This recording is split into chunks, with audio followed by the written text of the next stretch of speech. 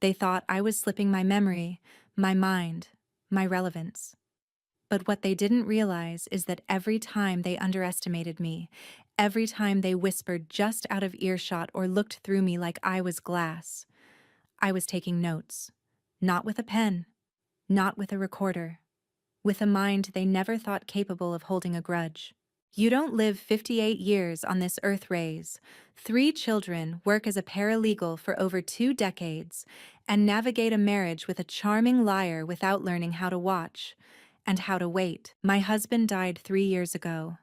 Heart failure, quick, quiet, and in his sleep, which is more grace than he ever gave me in life.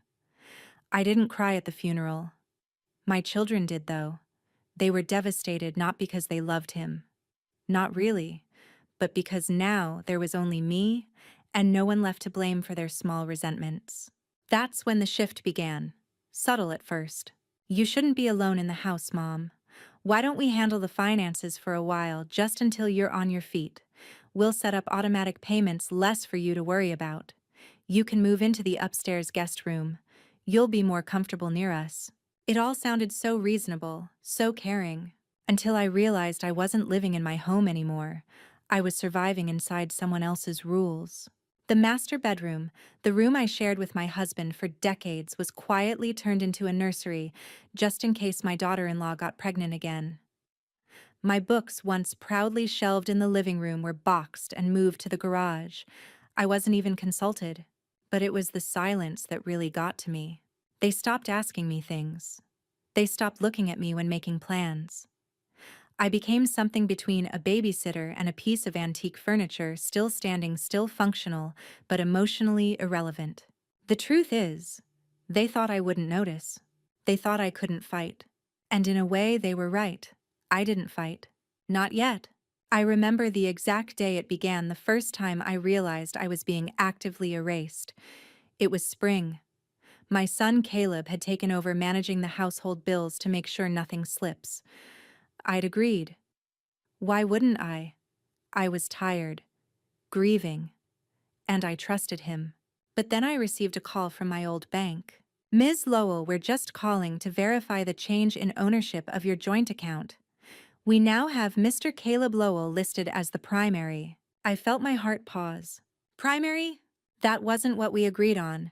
He was only supposed to view the account, not own it. That night, I asked Caleb about it. He was standing in the kitchen eating a protein bar like he hadn't a care in the world. Oh yeah, the bank needed to switch that for the automatic payments. It's no big deal, Mom. No big deal. He said it with that perfect, disarming smile. The same smile his father used when he wanted to lie without consequences. That's when I started to see it clearly. The pattern. The way my daughter Lila always offered to drive me places even when I said I preferred walking. The way her husband would intercept my mail just to sort out the junk. The way every decision about me was made without me. It was like being slowly buried under a blanket you didn't ask for. I remember lying awake that night, staring at the ceiling of the guest room, my room now, and thinking, they've already decided I'm too far gone to notice. And then the most dangerous thought of all slipped into my mind like a whisper. What if I let them believe that? What if I stopped correcting them? What if I let the slips continue? Forgot a date here. Confused a name they pretended not to notice when they patted the grocery bill, or said, "You already told me that, Mom," with a pitying smile.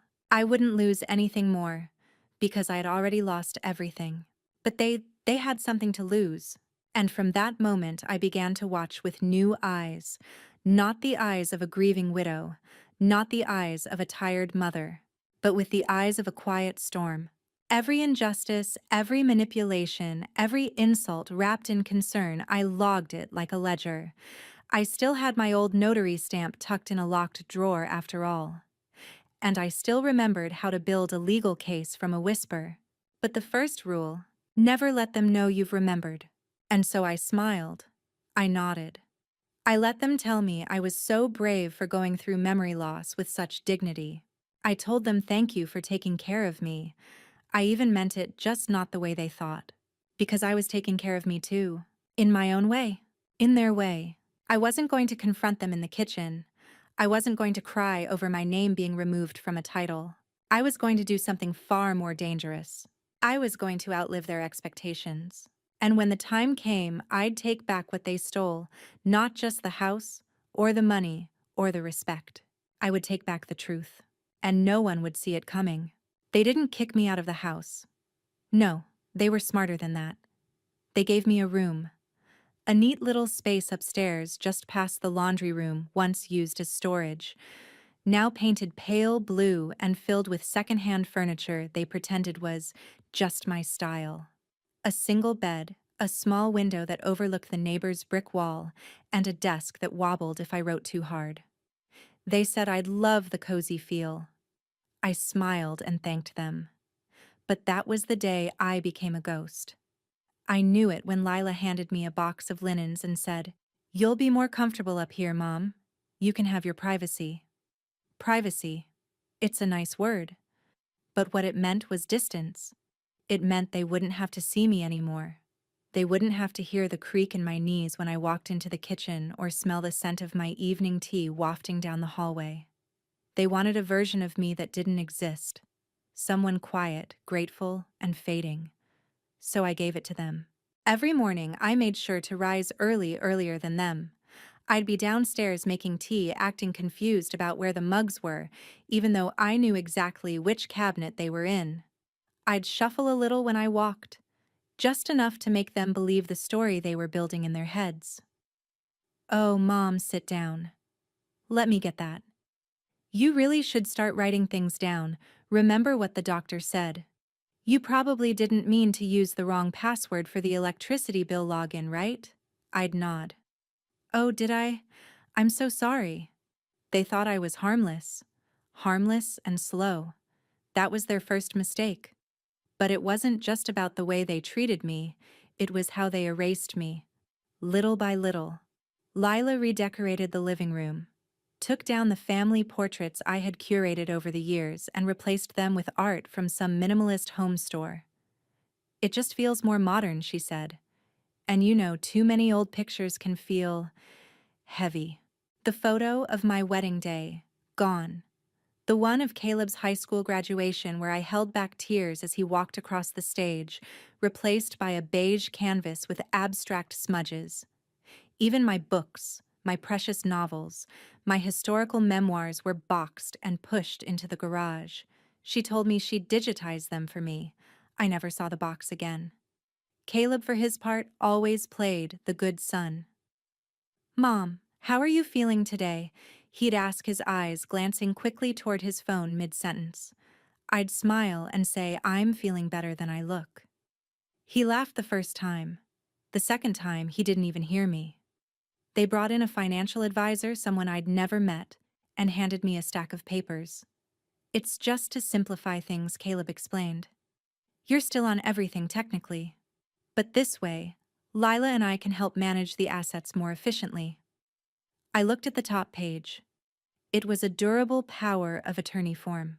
That weekend, I heard something that made my blood go cold. I was folding laundry quietly, as I often did, when I wanted to disappear into the wallpaper, and the hallway echoed voices from the downstairs office. "Caleb and Lila. Once we finalize the refinance, we'll have enough to start on the second property," he was saying. "What if she asks questions?" Lila's voice was sharp, nervous. "She won't. She's not all there, babe. You saw how long it took her to remember her Wi-Fi password." There was a pause. Then laughter. Not loud. Not cruel. Just confident. Then he added something I will never forget. "We're already paying her bills. That house is practically ours. She just hasn't died yet." I sat down on the top stair. My legs wouldn't hold me anymore. It wasn't the betrayal that broke me. It was the fact that they didn't even bother to whisper. I was already dead to them. A soft inconvenience they just needed to manage into silence. That night I didn't cry. I didn't scream or storm down the stairs. I made myself tea chamomile with a drop of honey. I sat by the small window in my room and watched the moon climb over the neighbor's wall, and I thought, they've built this house with my name, my sweat, my sacrifice, And one day soon, I'm going to take every brick of it back. Not with rage, not with fire, but with truth. And I would wait. Because if life had taught me anything, it's that revenge, like a good book, is best when it simmers. There are moments in life when something breaks not loudly, not violently, but with a soft, irreversible snap inside your chest. And after that, nothing sounds the same again. That moment came for me on a Thursday morning. I was in the hallway dusting the picture frames that Lila hadn't yet replaced. I still had a few relics left, one of my daughter as a teenager at the piano, another of Caleb in his Little League uniform. They probably forgot they were still up there because no one came down this hallway anymore. It was the dead zone of the house, the part they were saving for later renovations once the money came through. I wasn't supposed to be there, but ghosts have a way of drifting where they're not expected. The office door was half open and I heard Lila's voice, first clear, smooth, professional. She was speaking to someone on speakerphone. "Yes, we're planning to list it by the end of next month. We just need the paperwork finalized. The deed should reflect Caleb as the sole owner by next week." My heart stopped. The deed. They hadn't said anything about the deed. I took another slow step forward. The voice on the phone, a woman asked, "And the current owner is your mother-in-law?" Lila responded, "Yes, but it's all arranged. She's in early decline. We've taken over her care. She trusts us with everything." There was a pause. "I'll need to see the power of attorney and confirmation of the transfer," the woman said. "That won't be a problem," Lila replied. "We've already started drafting the signatures." I leaned against the wall. Drafting the signatures. They were going to forge it. They hadn't just taken over my space. They were plotting to erase me legally, financially, and permanently. I stepped away carefully, quiet as a breath. Back down the hallway and into my room, my knees trembling beneath me. I sat at the edge of my bed and stared at the empty teacup on my nightstand. A signature. That was all they needed. They were going to take everything I had built. The home I'd bought with my late husband. The roof I'd worked for, the land I'd defended, the very bricks that held my family inside for decades. And I was supposed to sit here in my cozy room like a grateful invalid while they stole the floor out from under me. But I wasn't broken. Not yet.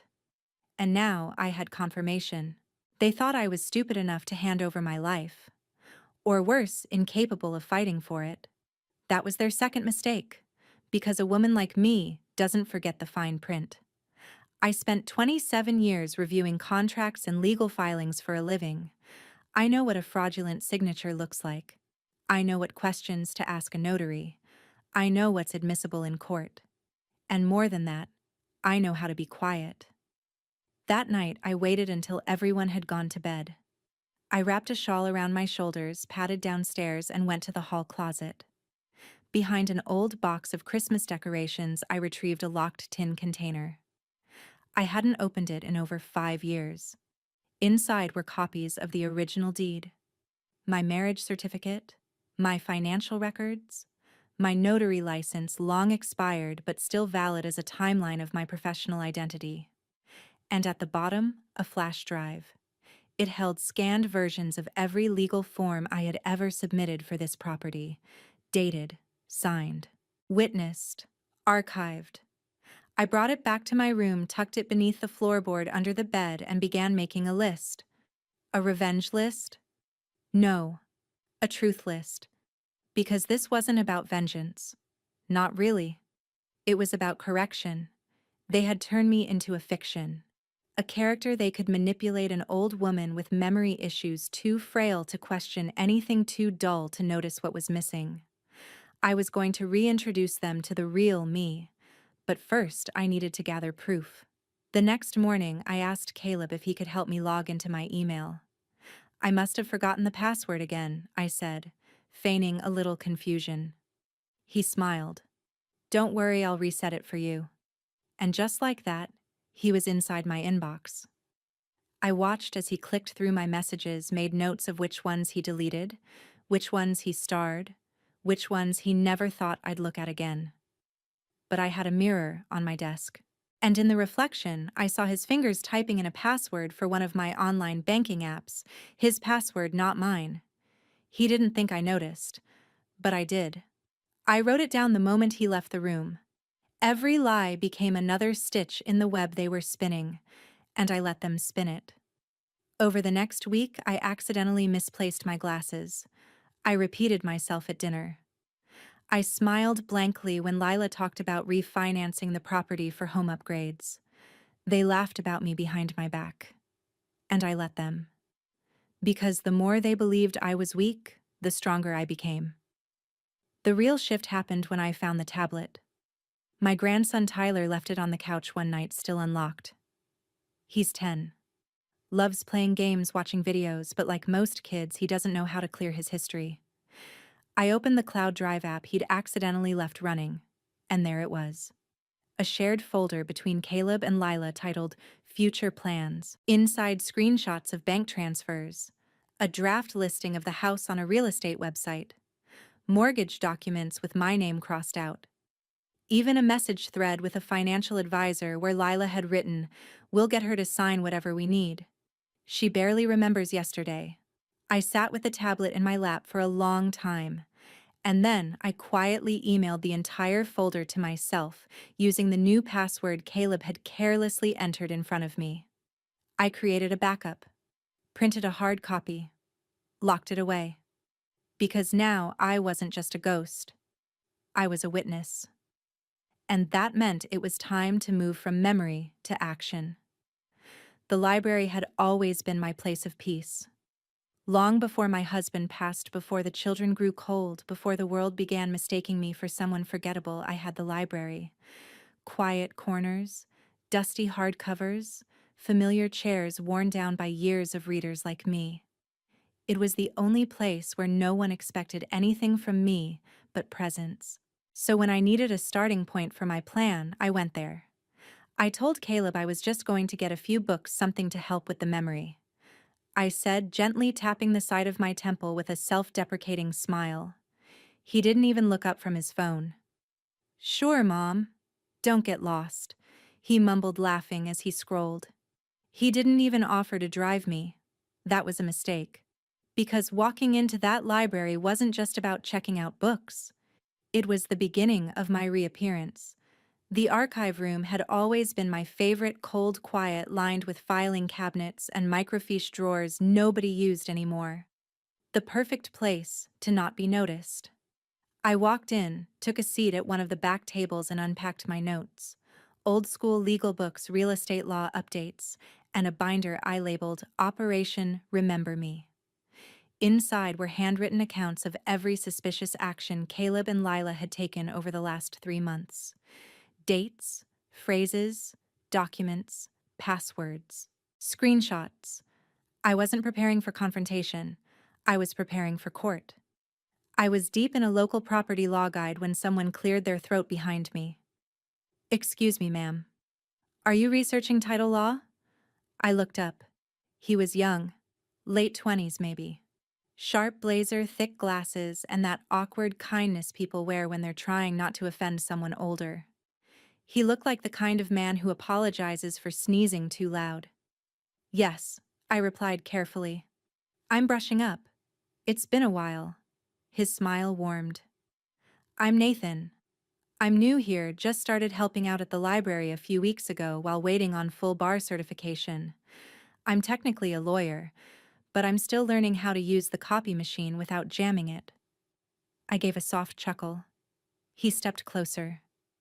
"If you'd like help with any of the legalese, I could look through a few things with you." There was a pause. I looked at him, looked down at my binder, and made a choice. I pushed the binder slightly toward him and said, "Let's start with this." Nathan sat down beside me, adjusted his glasses, and began flipping through the first few pages. The more he read, the quieter he got.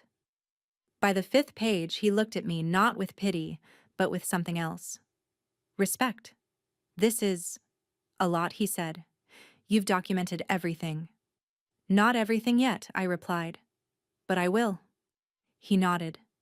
Do they know you're doing this? No, I said. They think I'm losing my mind. Nathan let out a long breath and leaned back in his chair. Then you've got the upper hand. For the next 2 hours we worked.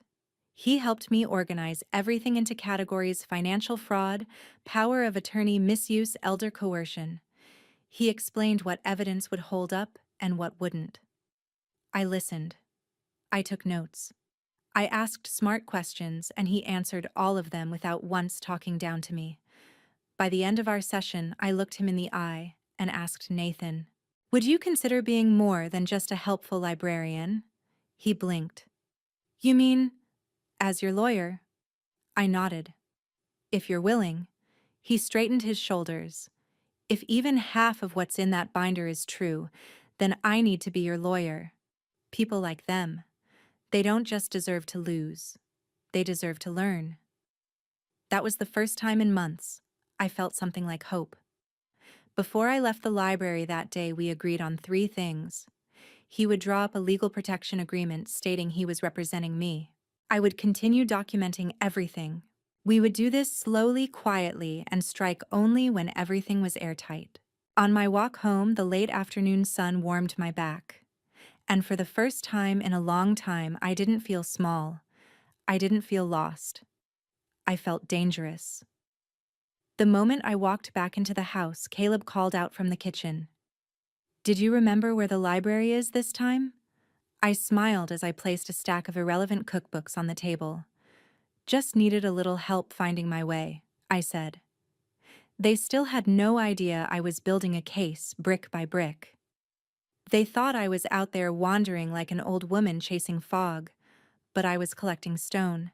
And soon, I'd throw the first one. I became an actress. Every nod, every forgotten date, every "where did I put my keys again?" it was all intentional. They had written a role for me, and now I played it so well they started directing the scenes like a sitcom. "Mom, I told you that yesterday." I did say that. "Remember, it's okay. You don't have to keep up. Just rest." I smiled, mumbled apologies, even laughed when Caleb called me our little time traveler. It was insulting, yes, but it also meant they were growing more confident. Careless. They thought I was slipping. What they didn't know was that I had never been more alert. Nathan and I met once a week, always at the library, always in the back corner near the archives. We spoke in hushed tones. I handed him updated notes, emails, screenshots. He helped me refine my timeline, clarified the legal boundaries, and began drafting preliminary filings. We were methodical. I wasn't rushing toward revenge. I was building it with surgical precision. And while the case took shape in secret, I amplified the performance at home. At dinner, I'd ask, "Have we met that real estate agent?" before Lila would exchange a look with Caleb and whisper, "See what I mean?" Then she'd pat my hand and say, "Don't worry, Mom, we're handling everything." They were already handling me, but I made sure to play the part. I let them change my banking preferences. I let them forget to bring me to appointments. I let them fill out forms on my behalf. Because every lie they told, every forged signature, every piece of proof they thought was buried, I was capturing it all, including the check. It happened on a Wednesday. Lila knocked on my door with a smile as stiff as starch. "Hey, Mom, do you have a minute?" She came in holding an envelope. Inside was a check. "It's from the investment account," she said breezily. "We just need your signature so we can deposit it into the home fund. It's for your benefit, too." I took the pen, looked at the line. My name was printed wrong. Marianne E. Lowell. I hadn't used the middle initial in any of my financial records in over a decade. It was a test. Or a trap. Maybe both. I signed it. But not the way they wanted. I signed it slowly, deliberately, with a slight curve in the M that only I used on legal documents. The signature was real, but it wouldn't match any of the others they planned to forge. Later, I told Nathan. He grinned and said, "Perfect. We can use that signature as baseline evidence when they try to claim full consent." They're going to trip themselves up with their own paperwork. We were laying the groundwork. But I wanted more than just restitution. I wanted exposure. So I created the memory box. A small, simple chest I kept in my closet. Every betrayal went inside. A necklace of mine Lila quietly took and wore to brunch, thinking I wouldn't notice. A family photo I found in the trash, the one of all of us from Caleb's wedding where I stood beside his father. A voicemail saved and transcribed where Caleb told a friend, "It's like having a gold mine that doesn't know it's worth anything." That line, that one, went into its own envelope. One night, as I sat placing the latest document into the box, I heard Tyler, my grandson, knock on the door. "Grandma," I quickly closed the lid. "Come in, sweetheart." He was holding a drawing, a house with stick figures. He pointed to the tallest one. "This is you," he said, "because you're the tallest in my head." I nearly cried, not because of the drawing, but because he hadn't been poisoned by them. Not yet. Tyler still saw me as real, and for that, I'd fight even harder. They thought I was weak. But weakness isn't forgetting where you put your phone. Weakness is thinking your lies won't come back to burn you. And mine were just beginning to smolder. Birthdays used to mean something in our family. When my children were young, I'd bake their favorite cakes from scratch, hang handmade banners, wrap gifts with care. My husband, despite his many flaws, always remembered to get me fresh flowers on my birthday, even if they came with a sigh or a forgotten card. But now it was just another obligation. Another scene to perform in front of the neighbors and extended relatives, pretending we were a normal, loving family. This time the celebration was for Lila, her 40th. Caleb went all out, a rented restaurant patio, string lights, a catered 3-course dinner. "We'll keep it small," he said, "just family and a few friends." What he really meant was, "Don't say too much, Mom." I dressed carefully that night. Not flashy, just elegant. A navy blouse, pearl earrings, lipstick, and a shade I hadn't worn since before my husband died. When I came down the stairs, Lila blinked like she hadn't expected me to look put together. "You look nice," she said, almost surprised. I smiled softly. "Well, 40 is a big one." At the restaurant, I sat at the end of the table by design. They positioned me far enough that I couldn't interrupt anything close enough to be photographed for the obligatory 3 generations shot with Tyler. I didn't mind. I had a better view from there anyway. I watched as Lila charmed the guests, laughing a little too loudly. I watched Caleb as he slipped off to the bar, always conveniently missing when the bills were brought up. And I watched my daughter, Emily, who flew in from another state just for this. Emily barely looked at me. Ever since Dad died, she kept her distance.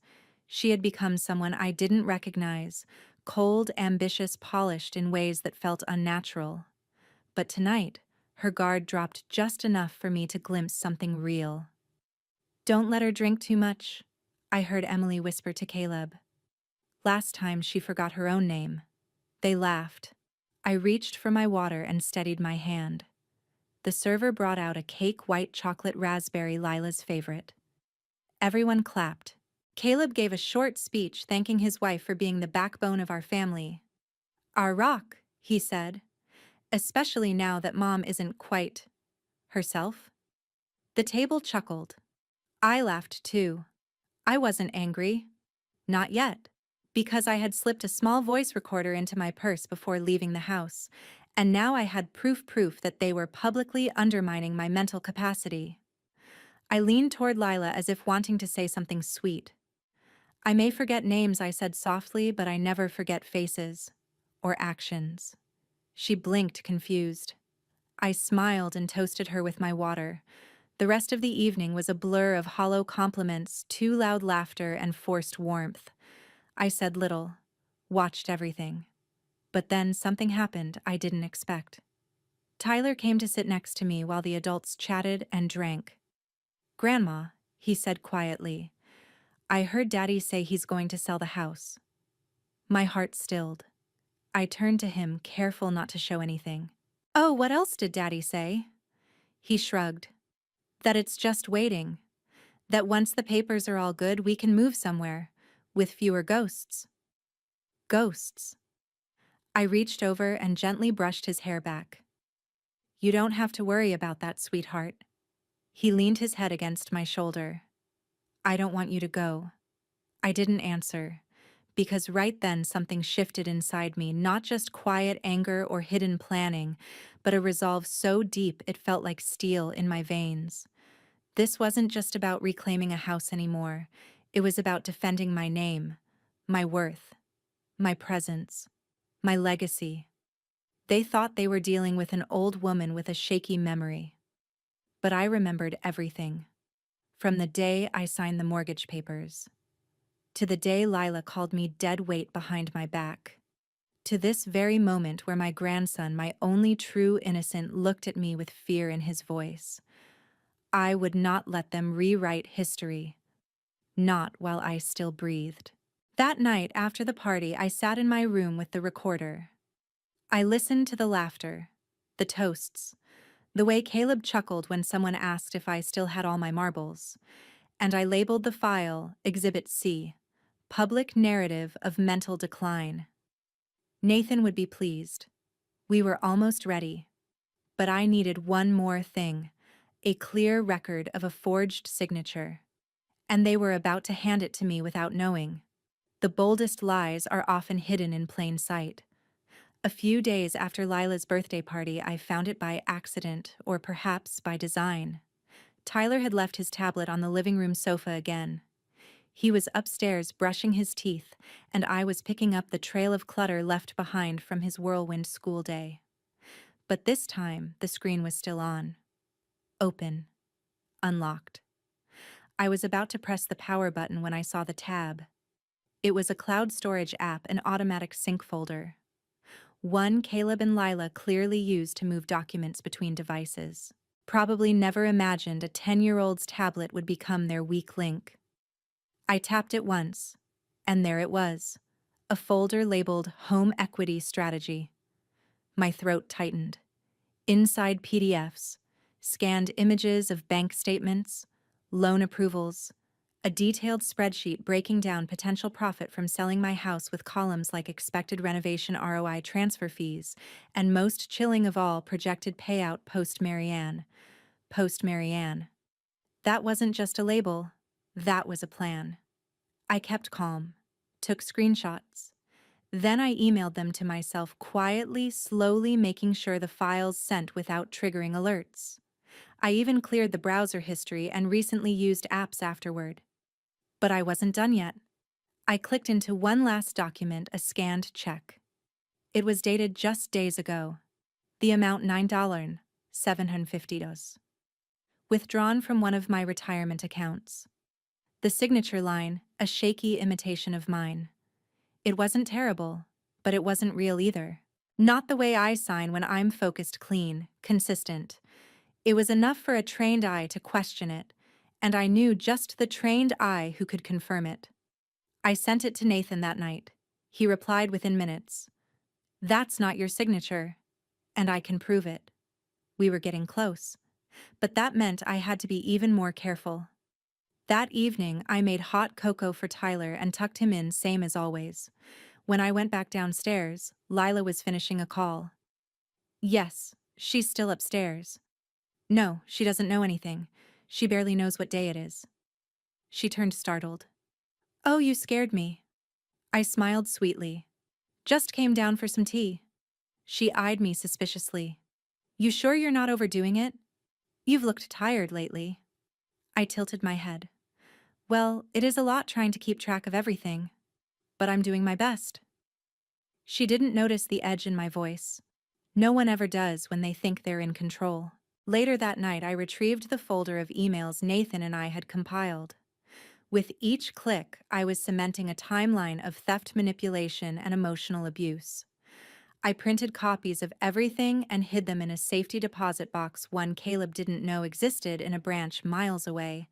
The next morning, I asked Caleb if he had a moment. We were in the kitchen. He was spreading almond butter on toast. Sure, what's up? I've been thinking about the house, I said softly. Maybe you're right. It's too much for me to manage. He looked up, surprised but excited. You think so? I nodded. Maybe we could look into refinancing. Or selling, if it makes sense. His whole face lit up, like he'd been handed permission to breathe again. Mom, I'm glad you're seeing it clearly, he said. I've actually already done some prep, nothing serious, just early research. I nodded. I trust you. Lie number one. He walked off humming to himself, already planning the next step. That afternoon, I returned to the library and met Nathan with a folder full of everything: the forged check, the cloud drive screenshots, the transcript of Lila's phone call, and the birthday recording. He stared at the table quiet, then looked up at me. This is more than enough, he said. We don't just have a civil case now, we have potential criminal exposure, fraud, elder exploitation, possibly even identity theft. I exhaled. We go to court? I asked. Nathan shook his head. Not yet. We let them hang themselves just a little more. I'll send a cease and desist to the realtor they contacted. Quietly. And we'll file an injunction to freeze any property transactions connected to your name. If they try anything, they'll trip a wire they can't see. I smiled. For the first time in years, I felt like myself again. Not the fading woman in the attic, not the burden, not the ghost, but the woman who built this family, and who could now bring it all to light. When I returned home, the dinner table was full. Emily had come back unexpectedly. Caleb poured wine. Lila was glowing like she already smelled victory. Everything okay? Emily asked me. Everything's perfect, I replied, reaching for my glass. I was drinking water. But they thought it was wine. So when I fumbled my fork and muttered, "What day is it again?" they laughed. They thought I was slipping again. But really, I was preparing the fall. Theirs. I didn't need a grand reveal. I only needed one mistake. And they were so close to making it. After my carefully planted suggestion about refinancing the house, Caleb and Lila moved quickly. Too quickly. The kind of speed that only comes from knowing you've gotten away with everything so far. They thought I was yielding, that I'd finally come to accept my limitations. In their eyes, I was tired, compliant, out of options. That was exactly what I needed them to believe, because the trap was already in place. It started with the email. Nathan sent a formal inquiry to the real estate agent whose name had appeared on one of the emails I pulled from Tyler's tablet. The message was polite, professional, but laced with legal curiosity.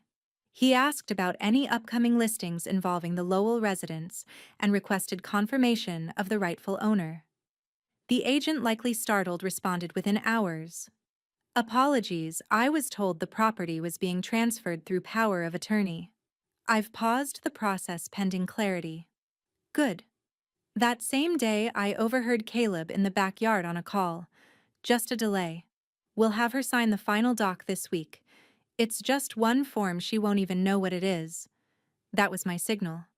I knew they'd bring me paperwork. They'd make it look casual, disguised as something harmless. A routine update. They'd prey on the fact that I had trouble remembering things. And when they did, I'd be ready. It happened 2 days later. Lila knocked on my door in the late afternoon. She wore her softest smile, the one she used to wear when she was still pretending to like me.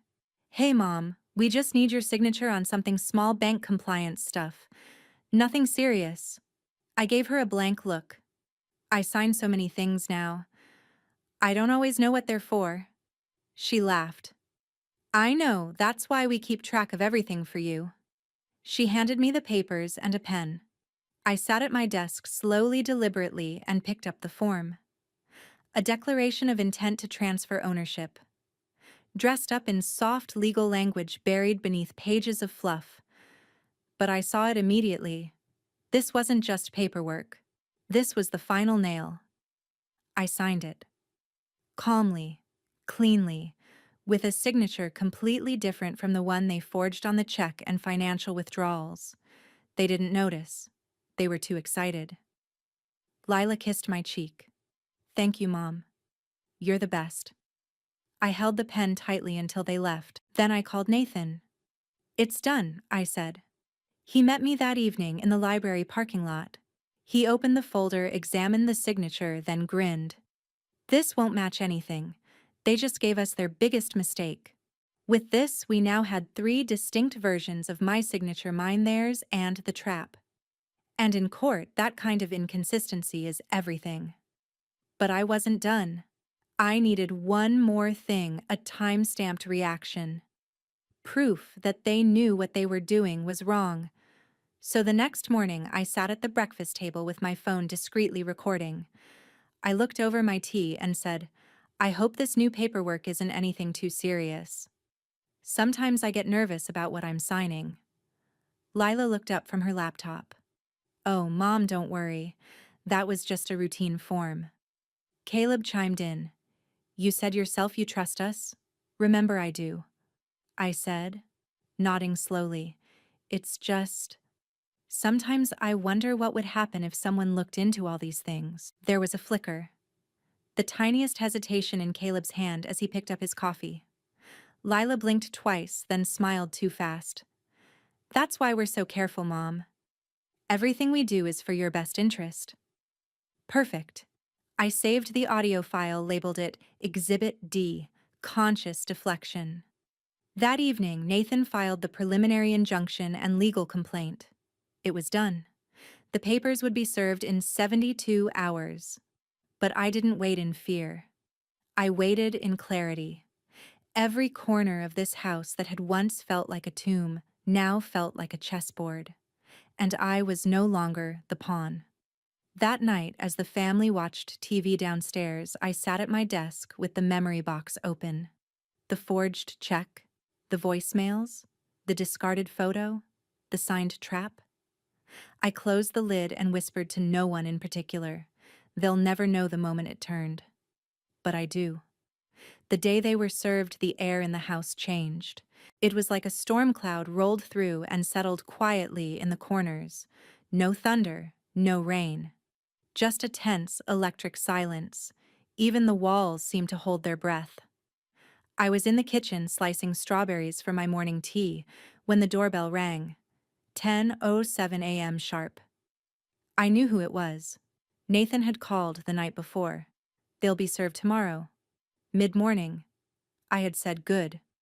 Lila answered the door. I didn't turn to look, but I heard her voice, too polite. "Yes." A beat of silence. Then the chilled phrase dropped like glass on tile. "You've been served." Papers rustled. Caleb's footsteps pounded down the hallway like a threat. Then a door slammed. Hard. I didn't flinch. Instead, I placed the strawberries in a bowl, took my time arranging them with care, and carried them to the dining table. The window light fell across the floor like a spotlight. Fitting. Seconds later, I heard his voice behind me, high-pitched and panicked. "Mom?" I turned calmly. Caleb stood there, face flushed, shaking a manila envelope like it was filled with fire. "What is this?" I raised an eyebrow, gently placing the bowl down. "Is something wrong, dear?" He moved closer, practically vibrating with disbelief. "A lawsuit. From you. An injunction. Fraud accusations." I offered a soft, steady tone. "It's not a lawsuit yet. It's a formal step toward protecting what's mine." His mouth opened and closed like he couldn't find footing. You can't do this. We're family." "No," I said, wiping my hands on a napkin. "We're people. And people are accountable for their actions." Lila rushed in behind him, just as pale, clutching her own set of papers like they might dissolve if she held them too tight. "You hired a lawyer behind our backs." "You've been spying on us," she snapped. "I've been documenting," I corrected. "There's a difference. You call it spying when you've got something to hide." "We were helping you," Caleb barked. "Taking care of everything so you didn't have to worry." "Taking care?" I smiled faintly. "You mean transferring property, draining accounts, and mocking my memory at your wife's birthday party? That kind of care." His face went crimson.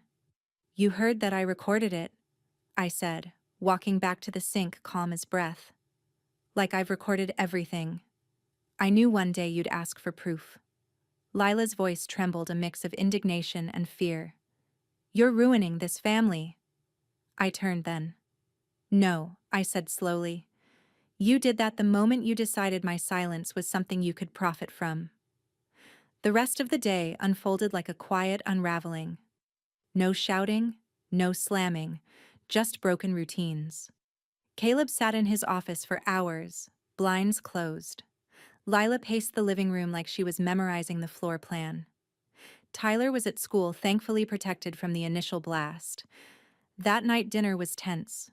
They didn't speak to me. I sat at the table anyway, calm and unbothered, buttering a roll as if nothing in the world had changed. But everything had. Nathan kept me updated by phone. The injunction had been filed. The bank accounts were being frozen for review. The realtor had been formally notified. The evidence was already in motion. You've got the momentum now, he said. They're in panic mode. Just don't show your hand too much. I didn't need to. They were already giving themselves away. The next morning, I found Lila in the kitchen early, still in her robe, staring blankly at her phone. She looked up at me with eyes that had clearly been crying. Caleb's job might be in danger, she said without any greeting. There's talk that someone from his office shared your court filings online. Clients are asking questions. I poured tea. That's unfortunate. She blinked. You don't care. I care that he tried to take away everything I built and make me thank him for it. Lila clenched her fists. He was under pressure. We had debts, we were trying to fix things before it collapsed. Then he should have asked for help, I said coldly. Not stolen it. She flinched. The day wore on. Emily called frantic.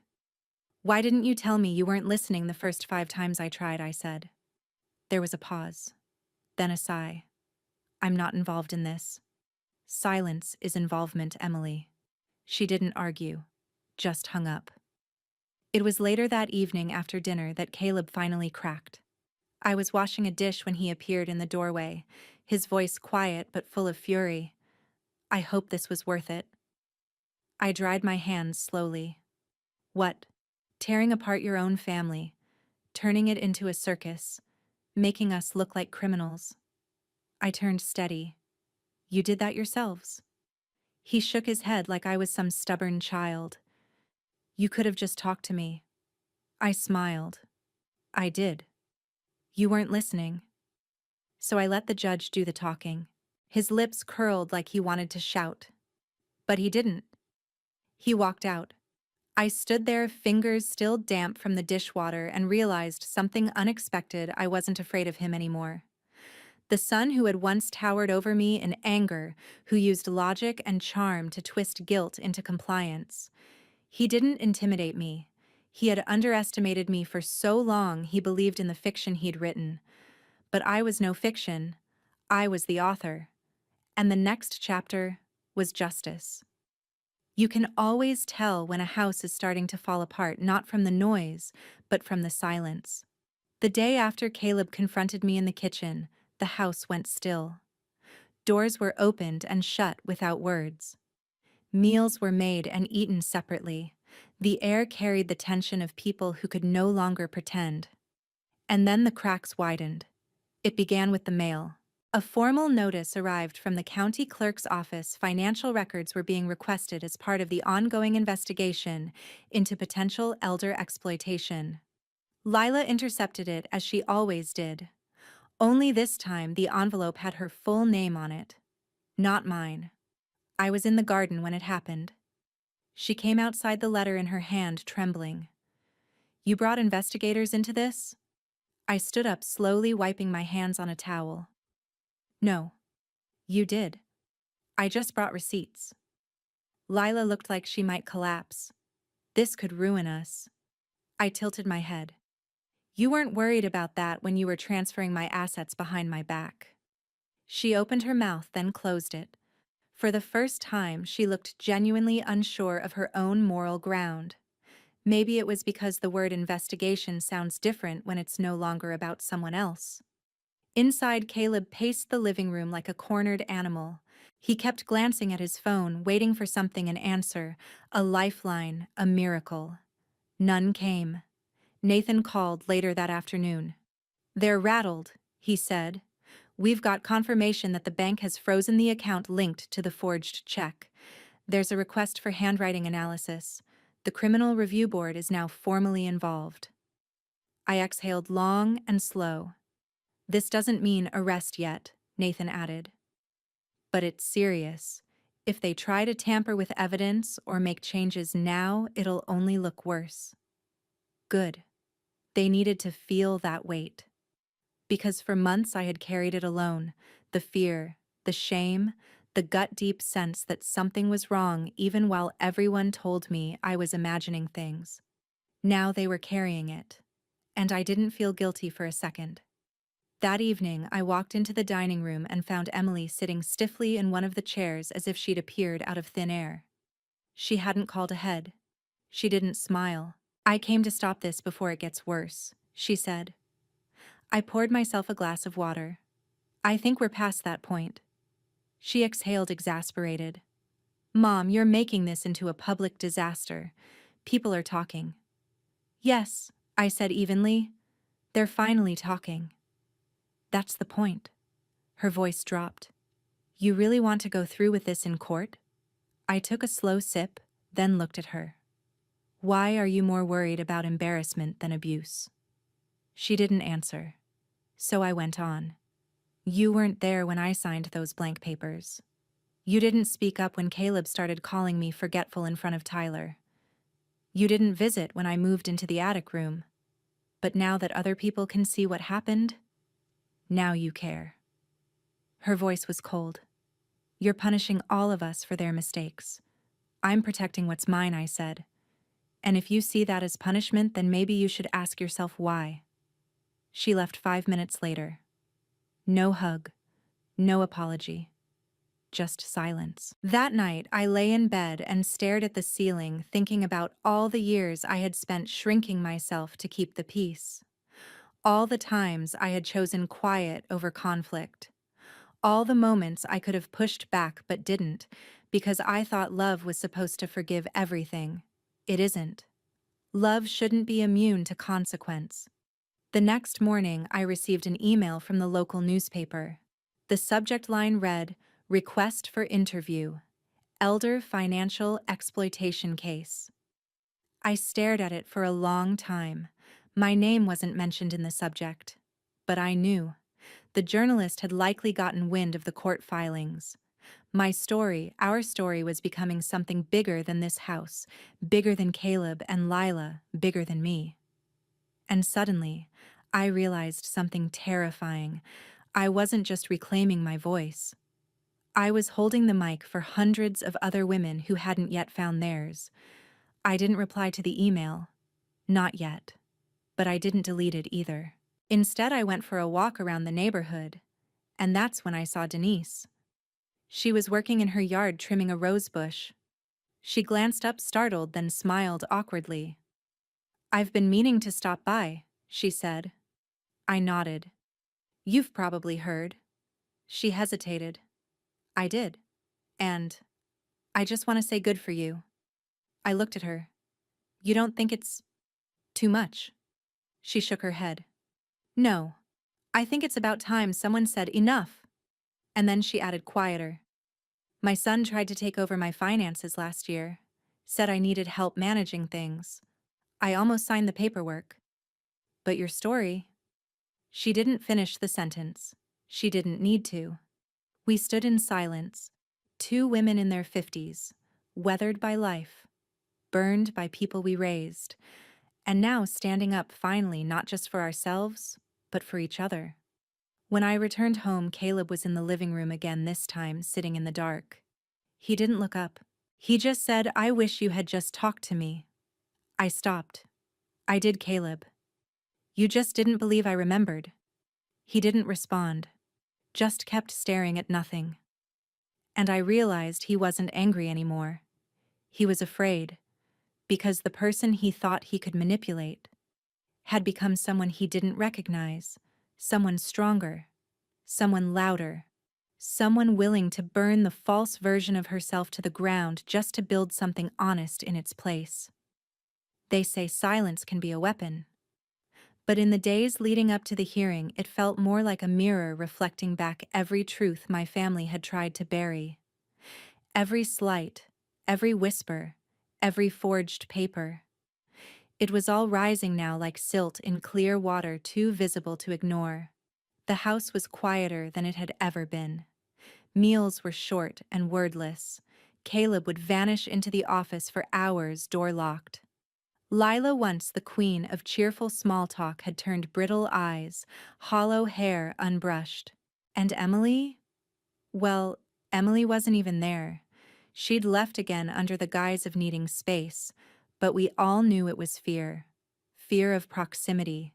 Fear of being associated. Fear that my testimony might pull her into the spotlight too. Good. She should feel that fear. Because I had lived with it for months, fear that I was going crazy. Fear that I was wrong.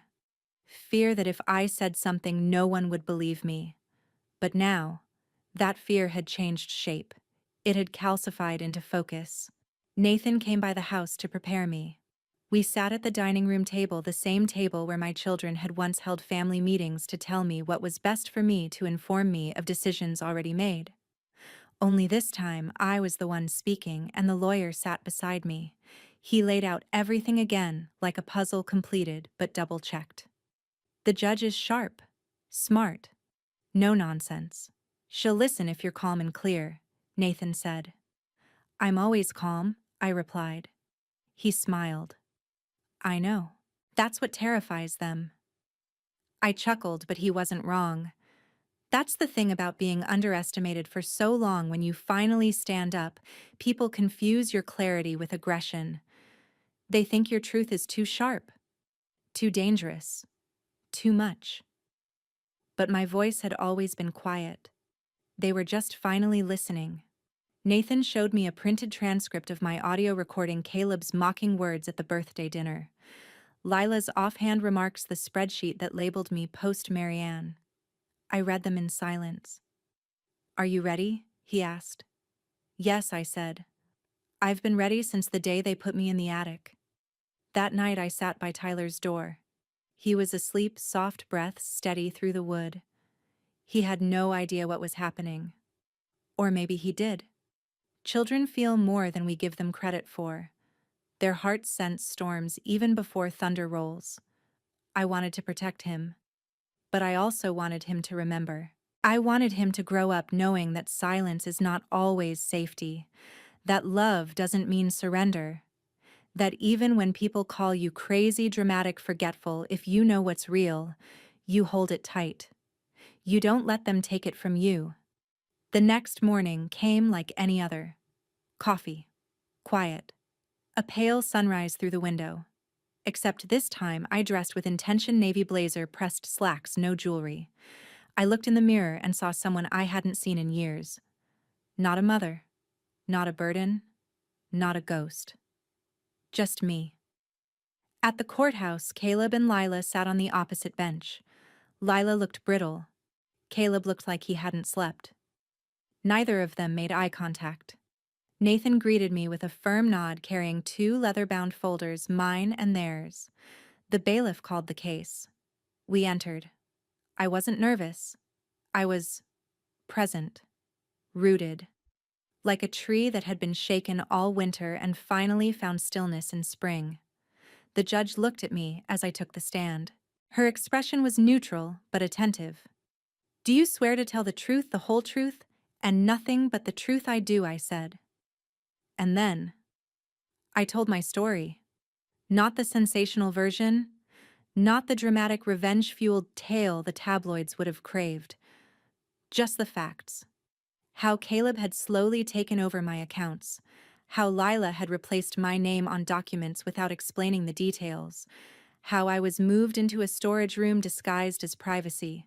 How they had a file labeled post-Marianne.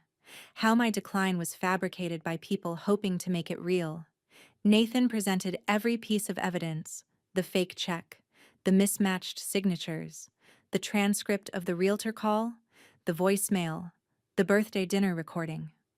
At one point, Caleb shifted in his seat, shoulders curling inward. Lila didn't look up once, but I wasn't focused on them. I was focused on the judge, on the truth, on the sound of my own voice, steady, unwavering, undiluted by shame. And when I finished, there was a long silence in the courtroom. Not awkward, not tense, just full. Then the judge asked me one question. "Ms. Lowell, what do you want from this?" I took a breath. I want to live in a home where I'm not being erased. I want my name back on my property. I want my finances restored. And most of all, I want it on the record that I was never confused, that I remembered everything. She nodded, and I stepped down. Nathan gave me a small nod, a quiet victory signal. Outside the courtroom, reporters waited. Not many, just a few with notepads, cameras, and cautious expressions. One stepped forward, a young woman with kind eyes. "Ms. Lowell, would you be willing to speak on behalf of others going through similar things?" I paused. I hadn't planned to. I hadn't wanted to become a symbol. But maybe this wasn't about me anymore. Maybe it was about all the other women in guest rooms, in nursing homes, in attic bedrooms, questioning their own instincts because someone else convinced them their memory couldn't be trusted. So I said, "If someone's making you feel like you're crazy for asking questions, you're probably closer to the truth than you think." She smiled.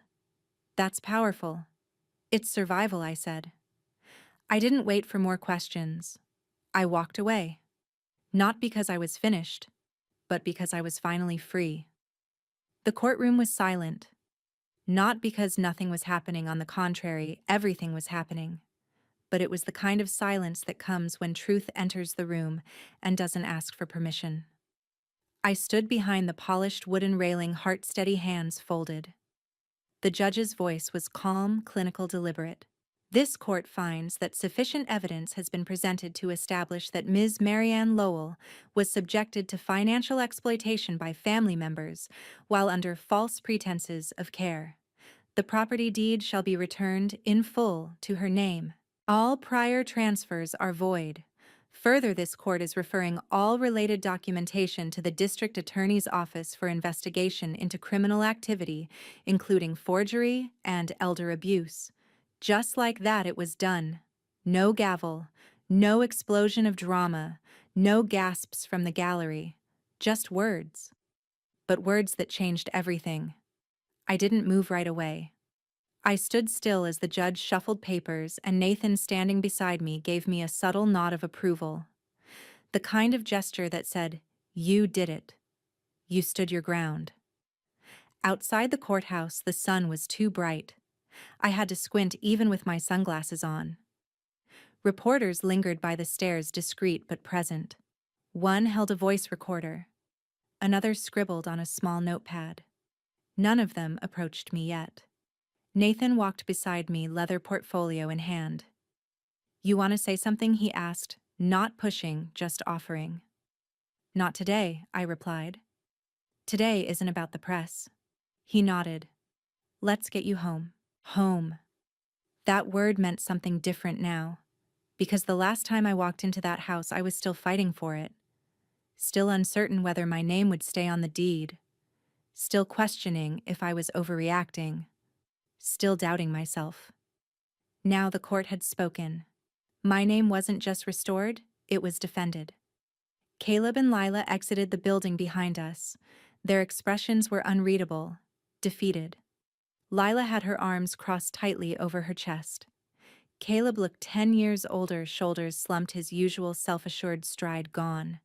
They didn't speak to me, didn't even glance my way. I didn't need them to. They knew. Back at the house, I stood at the door for a moment before unlocking it.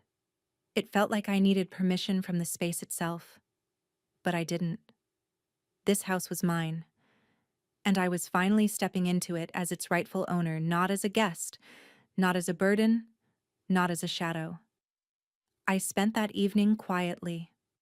I didn't pour champagne. I didn't call anyone. I made tea, sat by the fireplace, and just exhaled. That night was the first time in a long time I slept with both eyes closed. But peace didn't mean it was over. The next morning, the calls began. It started with Denise from next door. "I just wanted to say I'm proud of you," she said gently. "I don't know everything, but I read enough to know you've been through hell." "Thank you," I said, surprised. Then another call. A woman from our church. Then two more. The following day, women I hadn't seen in years, some acquaintances, some near strangers. I saw the article in the paper. I didn't know it was that serious. I had a cousin who went through something similar. Each call was a reminder that what I thought had been a personal wound was something much more widespread.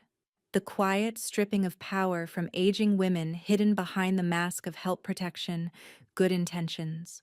The article had run a small blurb under the community law section, but the headline was clear: "Local widow wins property, back after family fraud investigation underway." A few days later, the local podcast Justice in the Suburbs contacted Nathan asking if I would speak. "I can stall," Nathan said. "They'll reach out again if it grows." "I'm not ready," I told him. And it was true. I needed time not to process what happened because I'd processed it in silence for months, but to own it out loud. That came sooner than expected.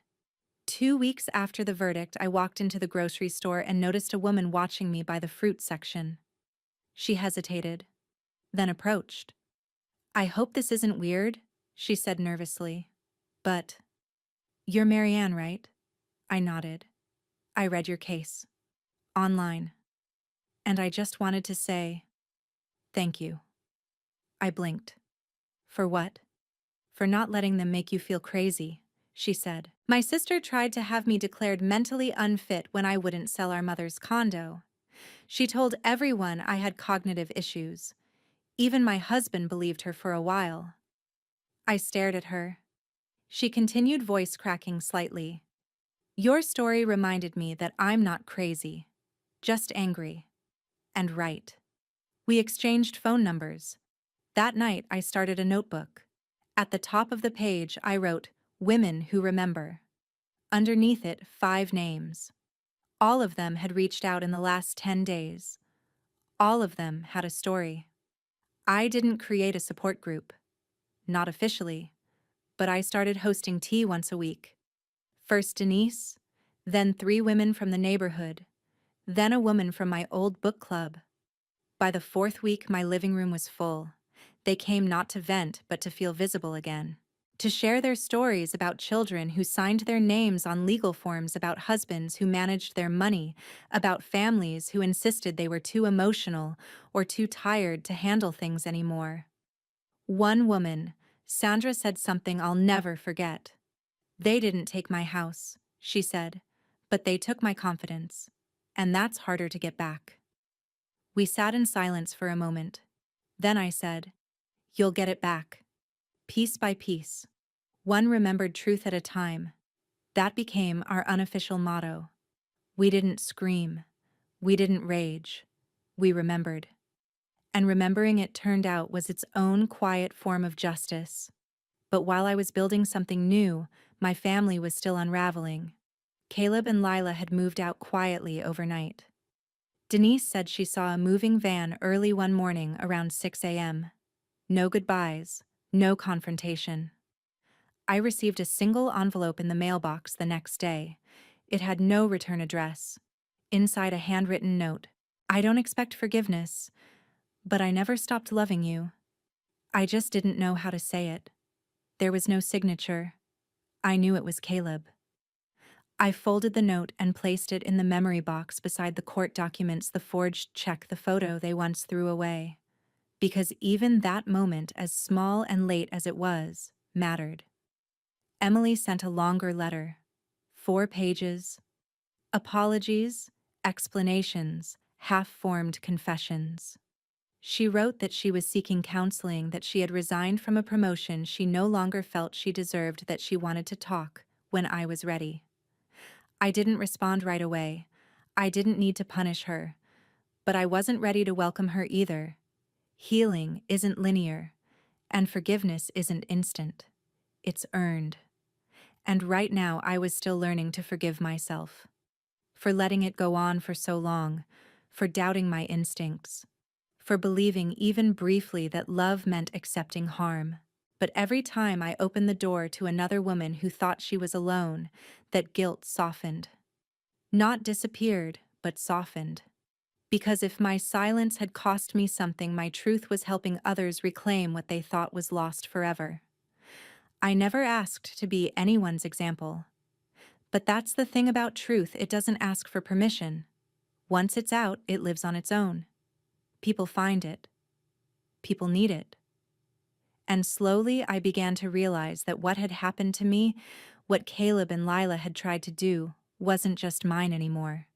It belonged to every woman who had ever been silenced in her own home, stripped of her agency behind the polite language of, "We're just helping." It started with the women's tea group I hosted every Friday. By the third gathering, we had outgrown the living room. I moved a few tables together on the back patio. The sun hit just right through the old oak trees, and there was a breeze that carried our voices gently like the house itself was listening, honoring the stories it had once been used to suppress. Sandra, who had once been terrified to speak even above a whisper, now leaned forward during conversations and said things like, "You know what? I am angry, and I'm allowed to be." Each meeting had a rhythm. Someone would share a moment, sometimes small, sometimes gut-wrenching, and the others would listen, not to fix it, not to diminish it, but just to hold it. And then, one Friday, a woman named Cheryl brought her daughter. She asked to come. Cheryl said with hesitation, "I didn't force her." Her daughter Miriam was in her 30s, confident but not arrogant. She sat among us, listened to every word, and then said something that gave me chills. "You know, my generation thinks we're the first to talk about boundaries and gaslighting and manipulation, but listening to you all, you've been surviving it silently for decades." We stared at her. Then someone might have been. Denise let out a laugh, bitter and soft. "We thought it was just marriage," she said. We all laughed, but it wasn't funny. It was the sound of recognition, of release. Miriam offered to help create a website for us, just a simple page with resources, articles, and maybe an anonymous submission box for women who wanted to share what they couldn't say out loud. We called it Remember Me. It wasn't fancy, but it was ours. And almost immediately the messages began coming in. Some were short. They moved me into the garage after Dad died. Told me it was temporary. That was 2 years ago. Others were confessions. My daughter forged my signature on a life insurance policy. I thought I was overreacting. And then some were heartbreaking truths wrapped in guilt. They treat me like I'm stupid, like I'm in the way. I'm starting to believe them. Please remind me I'm still real. I responded to every message, not with advice, just with presence. I hear you. You're not wrong. You're not alone. You're still real. And word began to spread, quietly, but steadily. An article appeared on a national elder rights blog referencing the court case. A small podcast featured our story, and for the first time, I agreed to speak anonymously at first. I used only my first name, but my voice, that was fully mine. I talked about the slow erosion, the helpful children, the paperwork I was too tired to read, the day I realized they were betting on my silence. I told them about the memory box, the tea group, the judgment, the victory, and most importantly, I talked about the moment I stopped trying to be loved more than I wanted to be respected. The podcast episode went viral. By the next week, Remember Me had over 10,000 unique visitors. That number meant something, of course. But what mattered more were the individual echoes, the messages, the phone calls, the emails from strangers who were now calling themselves survivors. Survivors of manipulation, survivors of strategic kindness, survivors of being erased. Caleb heard about it. I knew because he sent me an email. No subject line, just a single paragraph. You've made your point. I hope it brought you peace. For what it's worth, I am sorry. I was scared.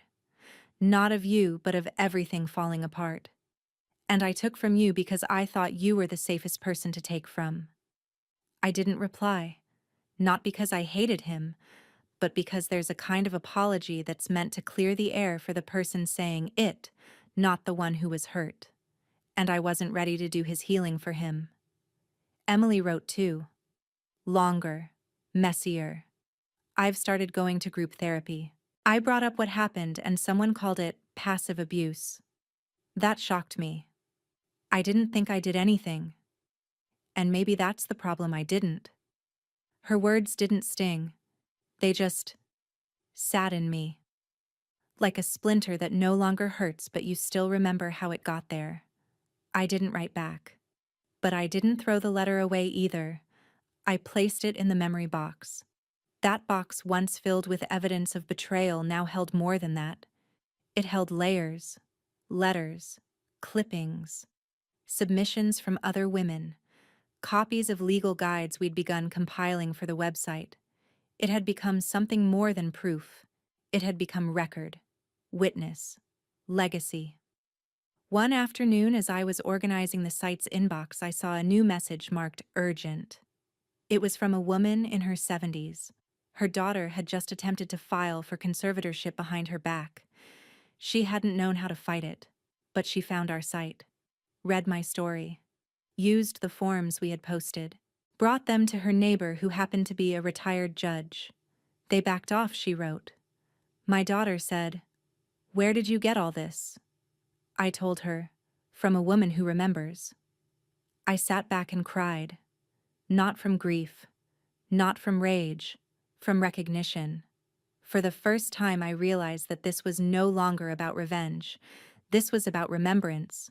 Because when someone tries to take your life from you, not your pulse, but your place, they count on one thing: that you'll forget who you are, that you'll doubt your memory, that you'll second-guess your instincts. But if you remember, if you refuse to forget, then you take back the one thing they truly wanted: your power. That night, I sat with Tyler on the porch again. He was reading a graphic novel, swinging his legs as they dangled from the bench.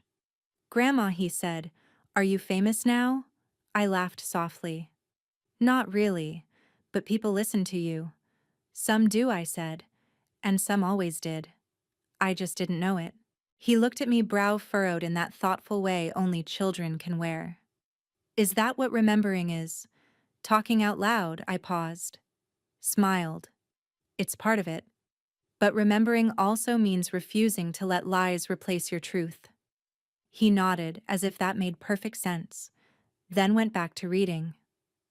I watched him in the golden light and felt something shift again, not the weight of the past, but the lightness of what was ahead. Because I had remembered myself back into existence. And I wasn't going to forget again. People talk a lot about starting over. They make it sound like reinvention, something clean, bold, even glamorous. But when you're nearing 60 and coming out the other side of betrayal, starting over doesn't feel like reinvention. It feels like reclaiming ground you didn't even know you'd surrendered. Every morning now, I wake up in a house that feels lighter. Not because it's emptier. If anything, it's more full than ever, with letters, laughter, visitors, and the rustling sounds of my life finally being mine again.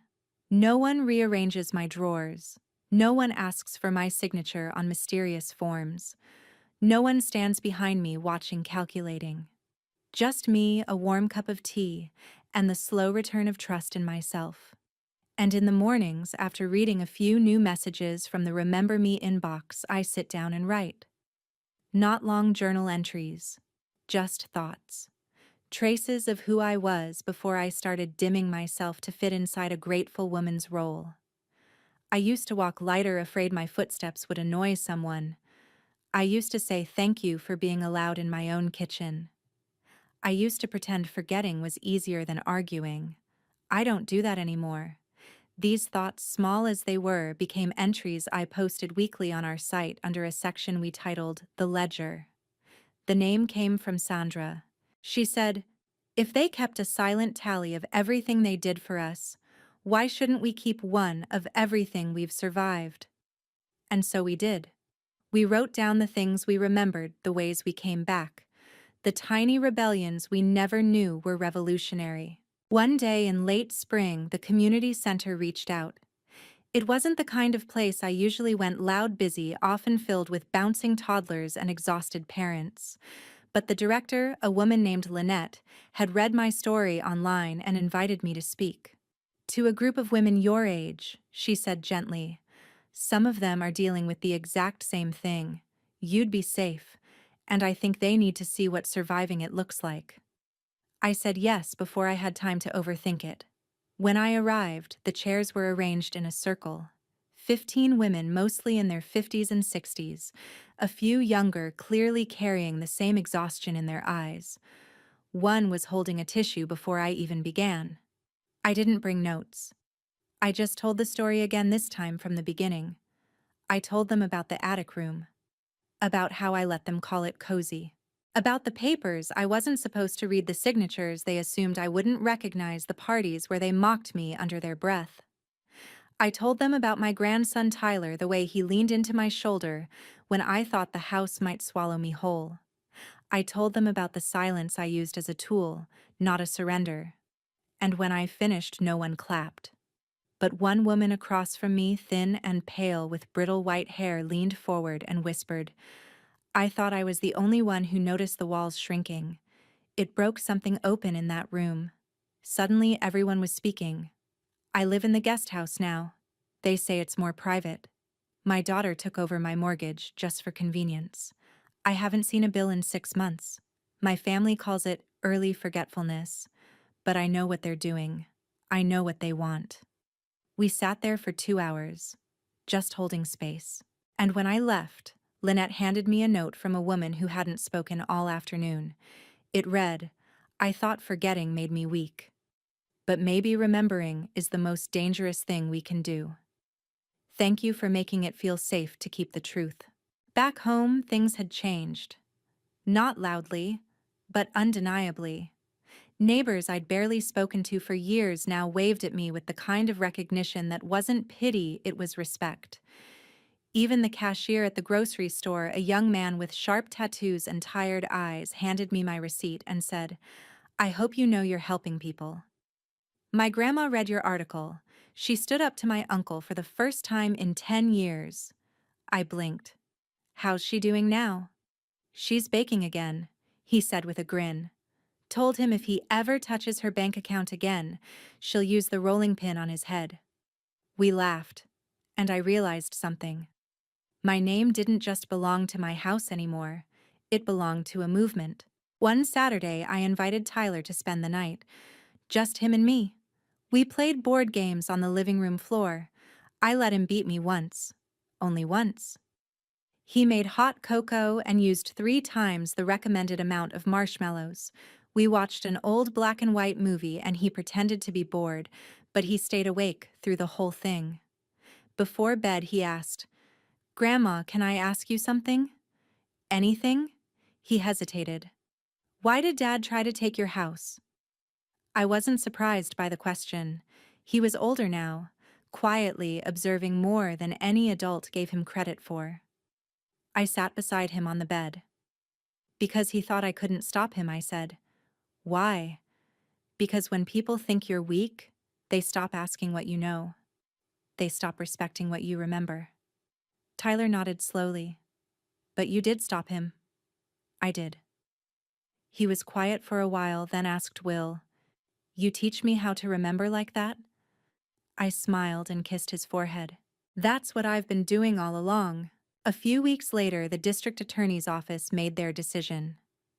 The investigation would not pursue criminal charges primarily due to lack of intent evidence that would guarantee a conviction. At first, I was disappointed.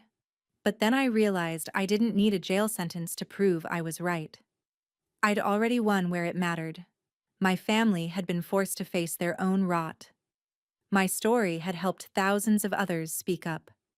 And I had reclaimed everything they tried to take. Caleb sent another letter, handwritten, full pages. I've started therapy, the real kind. No pretending. I'm not asking for you to forgive me. I just wanted you to know I understand now. I saw what I became, and I hated it. You didn't destroy me, Mom. You saved me from becoming someone I wouldn't have come back from. I read it twice. Then I placed it in the memory box. I wasn't ready to invite him back into my life. But I wasn't closing the door forever. Because sometimes justice doesn't look like punishment. Sometimes it looks like reflection. I had tea with Emily the following week. It was cautious, tentative. She apologized again this time, not for what she did, but for what she refused to see. I wanted you to be quiet because your pain scared me, she said. I know, I replied, but it scared me too, and I didn't have the privilege to look away. She nodded. We talked for an hour. No resolution, no hugging, but no pretending either. It was a start. And for now, that was enough. That night I walked through the house. Every photo on the wall, every lamp I had picked myself. The fireplace where I once stared into silence wondering if I was imagining it all. And now it was filled with memory, not the haunting kind, the anchoring kind. The kind that said, you're still here. You were always here, and they'll never erase you again. My name is Marianne Lowell, and I remember everything. Not out of spite. Not because I'm trapped in the past, but because remembering has become the foundation of my freedom. There was a time when I thought survival meant forgetting, that the only way forward was to bury the betrayals deep and smile through the dinners, the birthdays, the photo ops. I thought if I could just pretend long enough, love would return, respect would resurface, the family would restore itself. But all it did was shrink me, piece by piece, until I became a quiet shadow in my own home, watching as my name was removed from my life on documents, in decisions, in conversations I was no longer invited into. Until I stopped speaking. Until they assumed I couldn't speak at all. But silence is not weakness. It is not absence. It's space. And if you let it sit long enough, it becomes something else. Strategy. Now, years later, I look back at the woman who lived in the attic, half exiled, half erased, and I want to gather her in my arms, tell her she is not broken, that she is not paranoid, that she is not overreacting, that every alarm bell going off inside her is a song of survival. She just needed time to remember how powerful she was, and she did. I did. The Remember Me site grew faster than I expected. What began as a few digital notes and quiet tea sessions became a full-blown community hub. We added volunteer attorneys, young professionals who had read our story and wanted to help protect other women from the same fate. We created templates for legal defense against forced conservatorships, checklists for detecting financial manipulation, resources on how to protect assets, how to notice the signs. The inbox flooded. Women wrote in from across the country. I used your forms to block a transfer I didn't authorize. My son finally backed down when I told him I had legal guidance. For the first time, I felt sane. Every story came with pain, but also power. It turns out remembering isn't just personal, it's contagious. And every woman who spoke up gave another the courage to do the same. One morning, I got a letter with no return address. Inside was a photo of me, a candid shot clearly taken by someone at the community center event. I was standing in front of the circle of women, hands folded in front of me, smiling but not politely. I was smiling like a woman who had come home to herself. On the back, someone had written in careful script, "You remembered for all of us. Thank you." I framed the photo and placed it by the front door. Not to admire myself, but to remind me that sometimes survival is the loudest thing in the room, even if no one claps. Caleb eventually asked to meet. I debated for weeks. The letter he sent had been sincere, thoughtful, not performative, but I still wasn't sure if I was ready. Nathan, my lawyer turned friend, offered perspective. Closure doesn't have to mean reunion, he said.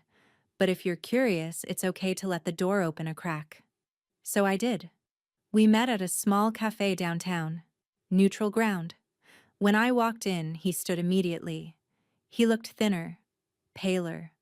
Not broken, just older in a way that had nothing to do with years.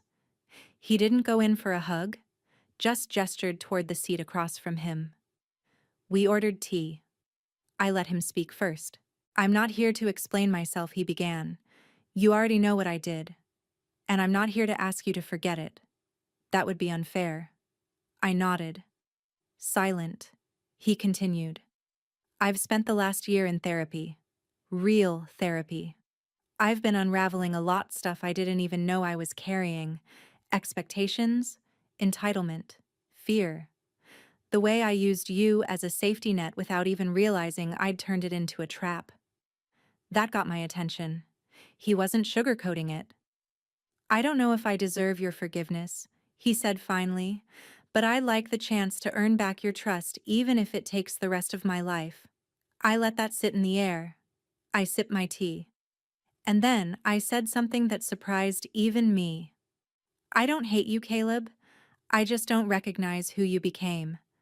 And I think neither did you. He looked down. We didn't solve anything that day. We didn't cry or embrace, but we didn't leave angry either. It was a beginning. And beginnings matter. Emily visited the house a few weeks later. She brought flowers. Not out of guilt, but because she remembered the kinds I liked. We sat on the porch and watched the sun go down. I didn't realize how much I let you carry, she said quietly. All those years, you were the strong one, and I treated that strength like it meant you didn't need support. I turned to her. We were all trying to survive in a system that rewarded silence. You didn't make that system, but you didn't fight it either. She nodded. I'm trying now. I know, I said. And I did. Tyler's drawings now fill a small corkboard in my kitchen. He's older, taller, more thoughtful than ever, still kind. He made me a sketch of our house, in crayon. At the top he wrote Grandma's house, no one else's. It made me laugh and cry. I asked him once if he remembered the day he heard Caleb yelling at me. He nodded. I remember not knowing what to do.